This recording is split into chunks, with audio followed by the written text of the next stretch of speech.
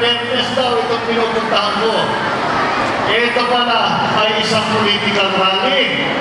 Kaya, siguro pwede ng mga panya. Kagaya ko na sabi ng ating buting gobernador, ito pong GMA ay binuo noong panahon ng aking ama. At sa palagay ko, maganda ang kanyang ginawa dahil kitang-kita natin ang paglago at paglaki at pagpaganda at pagkaprogresibo ng GMA ngayon dahil sa inyong lahat, dahil sa inyong sipat, dahil sa inyong tiyaga. Ayan po ang pinanggalingan nito kaganda ngayon ng inyong bayan. Kaya maraming salamat sa napakainit inyong salubog na ibinigay sa akin.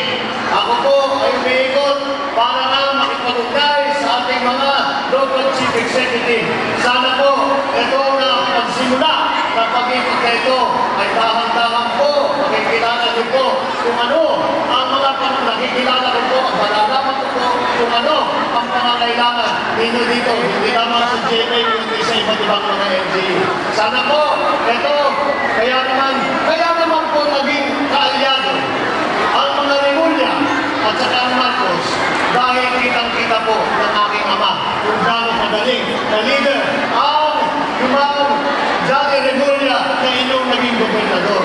Na nagmana naman ang sumunod na gobernador na si John Vic Remulla. Kaya kitang-kita ninyo, hinahanda kayo lahat para hindi kayo kasawi, hindi kayo madali, hindi kayo mahirapan pagka nagkataon na may dumating na disaster at kayo'y handa na. Ito, magandang halimbawa na dapat ipakita sa lahat ng iba't ibang NGO kung paano ang isang magaling na leader, kung paano ang isang mga nagko-cooperate ng mga taong bayan, nagkakaisa, at yan po ang ating advokasya. Sana po, ipagpatuloy natin yung ating pag-iisip na pagkakaisa sa buong pagtutulungan-tulungan.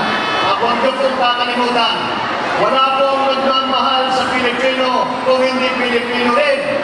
Wala pong tutulong sa Pilipino kundi Pilipino rin. Kaya panahon na na magkaisa ulit tayo. Huwag na yung papayan na ipinagwawatak mo na ang ating lipunan.